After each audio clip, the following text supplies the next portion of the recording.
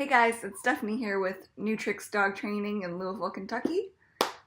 Today I'm going to talk to you guys about one of my favorite tools, the E-Collar. The E-Collar I use most often is the Mini Educator by E-Collar Technologies. This is the ET300. Let's take a look at what's inside. So first things first, it comes with an owner's manual. Make sure you read through it. There's a lot of really important information. There might be stuff I miss out on telling you in this video. Take a look through it, read everything, get to know your tool better. This is the remote for your e-collar. This is the collar that goes on the dog. So this is the receiver the collar comes with. You can see that's really long. Once you fit it to your dog, you can cut off any excess, or you can just kind of like pin it back if you're using it for multiple dogs. It comes with a charger that has a little split at the end, so you can charge the receiver and the remote at the same time, which is pretty nice. Comes with a fancy lanyard, because we all love lanyards. It comes with a little baggie of tools.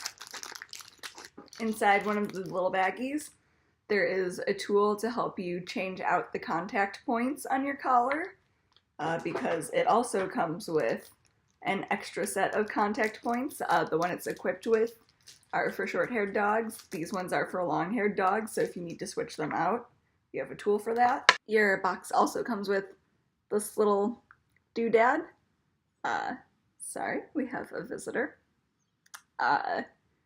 This doodad is to test to test your contact points, and I'll show you how to do that to make sure everything's working okay in just a second.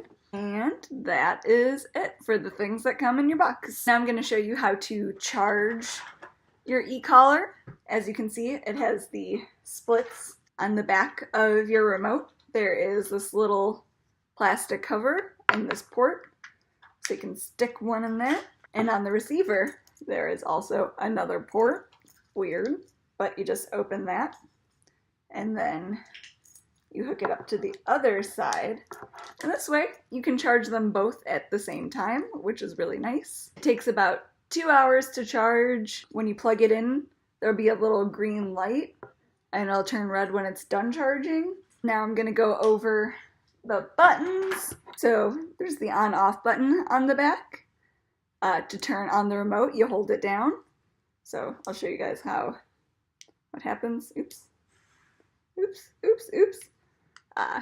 But you hold that down on the back, you'll see this red pop up, and then it'll be on. Yay, on. So that's how you turn it on and off. There's another button on the back. It's momentary continuous, and M/C, and that changes the settings on your remote, and we'll go over that in a couple of minutes. There is the momentary button, the continuous button, and what these each do will depend on how you're set up. So once again, we'll go over that. And then on the other side, there is this T button for tapping, and that is a vibration button.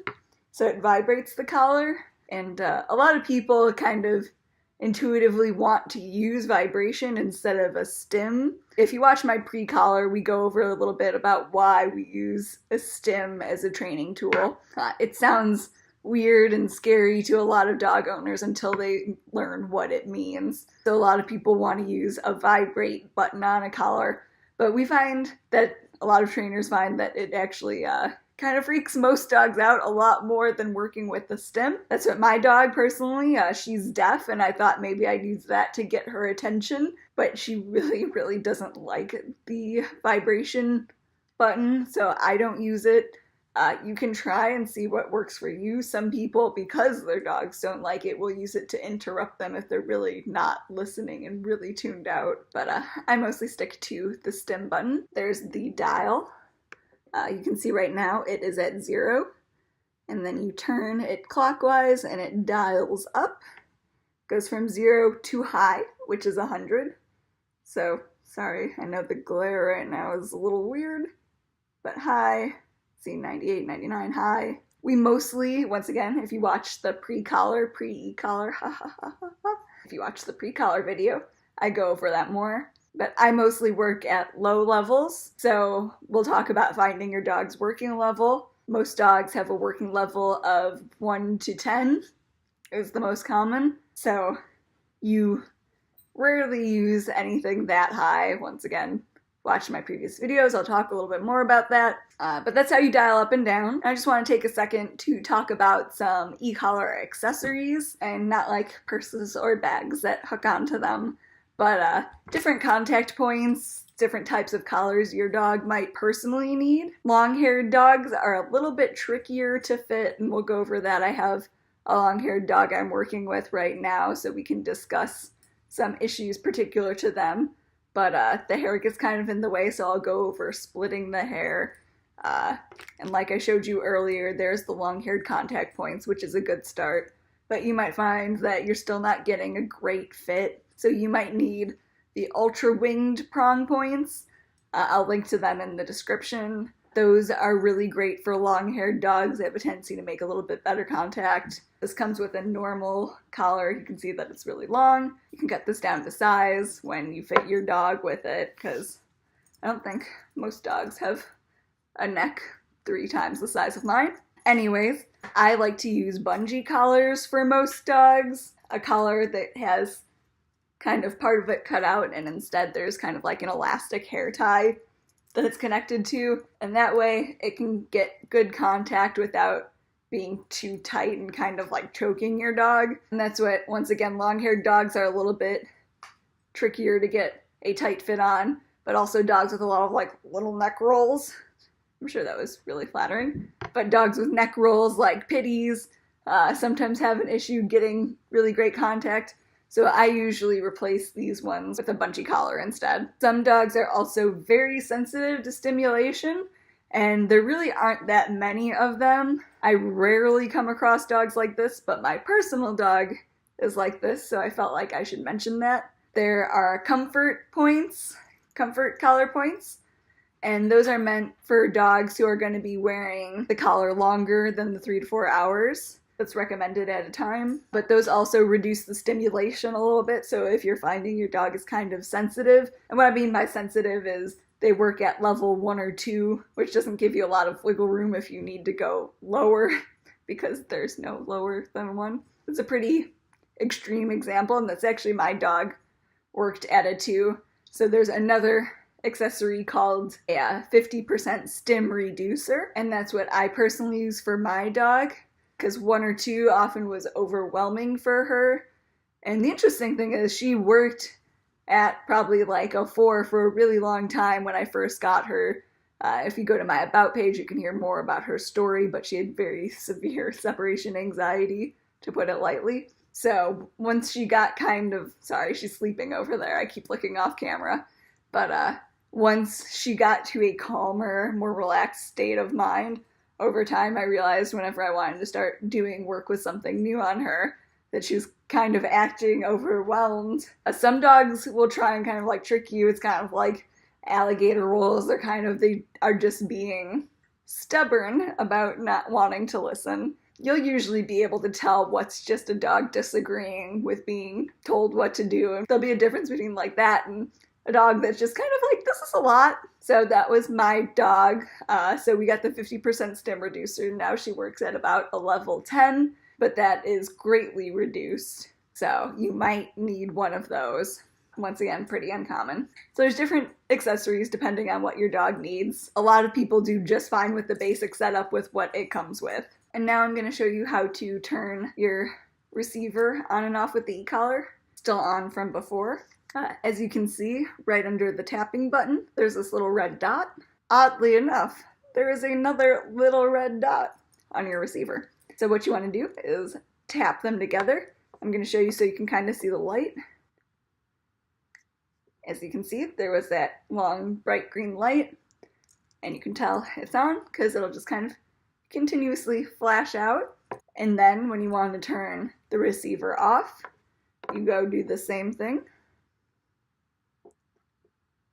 And you can see there was that red light. You just kind of want to make sure, definitely not blinking still. Everyone's accidentally done it, but it would really stink if you wanted to do some work with your dog and then you couldn't. So make sure it's off. But you can see those flashes of light, turn it on and off. I'm going to show you guys really quickly how to get the little doodad, the thingamajig, the whatever you want to call it, the little plastic bit, how to test your e-collar to make sure everything's working correctly. So you will stick this, it doesn't really like fit on them, so pardon me while I try to wrangle this so you guys can see it better. But you will fit this to the top and kind of hold it there.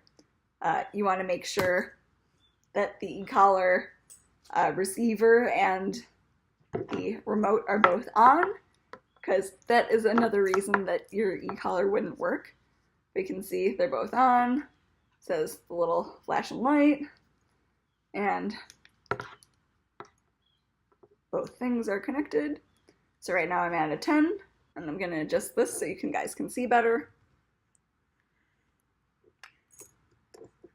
But as you can see, I'm at a 10. I'm going to press this down to make sure there's contact. And if I hold continuous, you can see that. This is if I'm pressing momentary. But you can see how everything's lighting up because I have good contact. And you can see if I dial up, it gets brighter. You can kind of hear it making noise. That's at a very high level. And you can see it's very faint. Sorry if you can't see that well. You can see it's faint down at these lower levels. That's just kind of showing that, you know, it's working. So high level, super high level. But yeah, so if you test it, you know your e-collar's working, and it's all good. Now that I've tested this out and made sure it's working, I'm going to show you guys how to switch out the contact points and make sure everything is off. And so you're going to take that little weird black bit, I don't know, looks like a little like plunger, or you can use pliers if for whatever reason you lose yours, and you want to just put it right over the contact point and turn it counterclockwise, and they'll loosen right up. So see, that is a little thing, a little metal bit. Then do the other side. And since I'm going to be working with a long-haired dog right now, I'm going to switch over to the longer contact points. Give me just a second. I'll show you the difference between these. So you can see that these ones are longer than these little short buddies. So for better contact with long-haired dogs, I use the long-haired contact points. Crazy, crazy, you guys. So you'll just take these, kind of screw them back to the right, and you want them about hand tight right now. Tighten them up. And you want to take your tool, and this time turn it clockwise instead of counterclockwise. So that's how tightening and loosening works. And yeah, you're good to go. And that's what, if you're worried that you don't have them on correctly for whatever reason, you can try using the little plastic doodad again and make sure that everything is conducting correctly. So now I'm going to show you how I personally set up the collar's remote for work. I like to use the mode that it's standard, the standard mode that it comes in, which is momentary continuous. So this top button, here, I'm going to turn on a working level. It's not on a dog right now. So I've turned it up to 6. You can kind of see it. I know the lights here isn't great, sorry guys. But if I'm pressing this top black button, the collar, you can see, and this is great for when it's on a dog, you can make sure it's working. But when I press it, you can see the red light. That means it's doing a thing. And this is momentary, so even if I hold momentary down, it just does that one momentary stim, versus continuous, which if I hold that down, you can see the light's still on, the light on this is still on, and you can see it's just on the C, versus momentary would be just the M. C, continuous.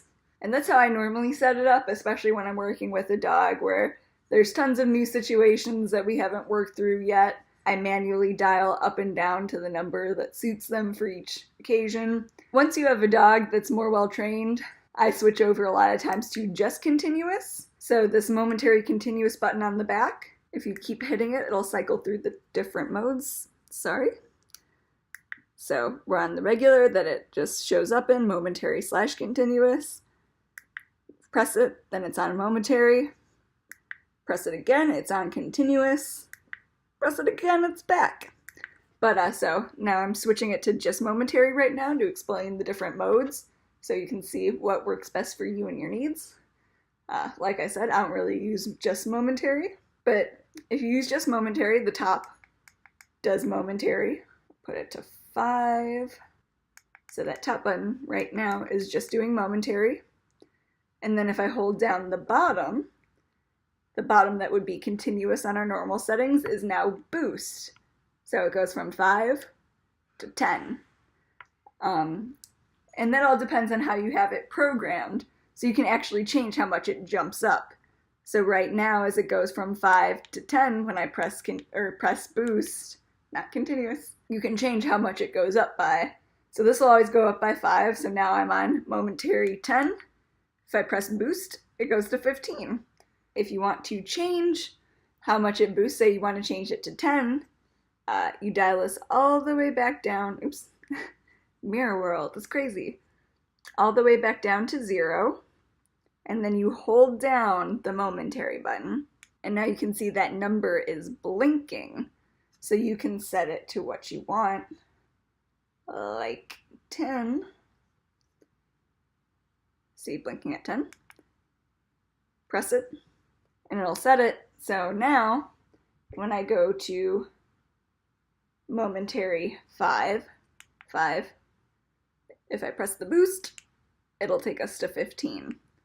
And so that, if you want to set it, you can set it like that. And then, like I said, if I want to work with the dog that I'm familiar with and they're predictable, I know their patterns, they don't need a lot of correcting, a lot of guidance anymore, I'll switch over to continuous. And the reason I do that is because if you tap continuous once, you don't have to hold it down. That's not the only way you have to use continuous. This can be momentary, continuous, all at the same level, and then boost will then be used as kind of a correction level. And we'll go over more stuff like that later. But for all purposes right now, I'm going to keep it in momentary continuous, and we'll just manually set our levels. A really good exercise to work on as you get to know your e-collar is without this on a dog. Just kind of sit on the couch at night, go to level 0, or if you know your dog works inside at level 5, just kind of just play with the e-collar like you would if you were kind of working with your dog outside. This will get you more comfortable and familiar with the levels and how much you need to dial to get to a certain level. So yeah, let's say I'm at 5 right now, and I want to go up to 15. I want to not look at the e-collar, so I'm just kind of sitting here, dial up to where I think is 15. I'm kind of close. I'm at a 12. This is a nice shiny new remote, so the knob is a little different than mine. It's not as worn in. No, I'm making excuses, guys. But you can see just how close you are. You'll get to notice oh wow, you thought you dialed up 5? Ha! Turns up you dialed up 20.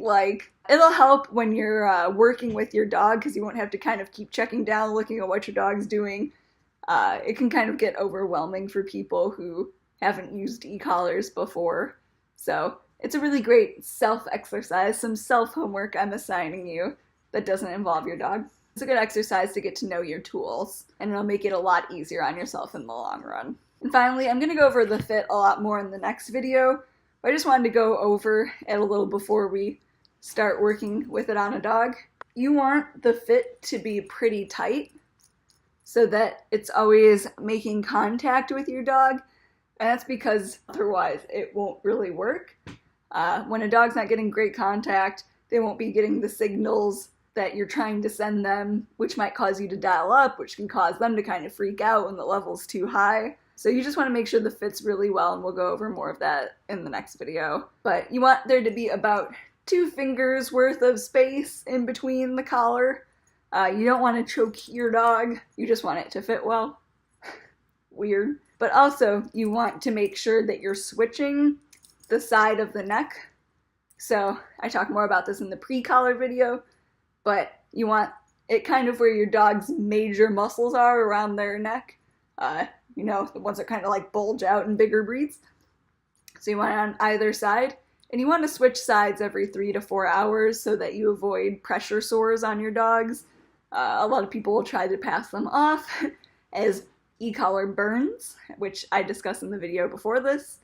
It's not possible to burn your dog with this. This is not a shock collar, but you can get pressure sores, and that's what, if you know a dog is going to be wearing it for longer than that amount of time, I really recommend getting comfort pads, or just make sure you always change sides 3 to 4 hours when you're working for long durations. So let's get to the next video, talk about how to fit a dog with the e-collar and get their working levels.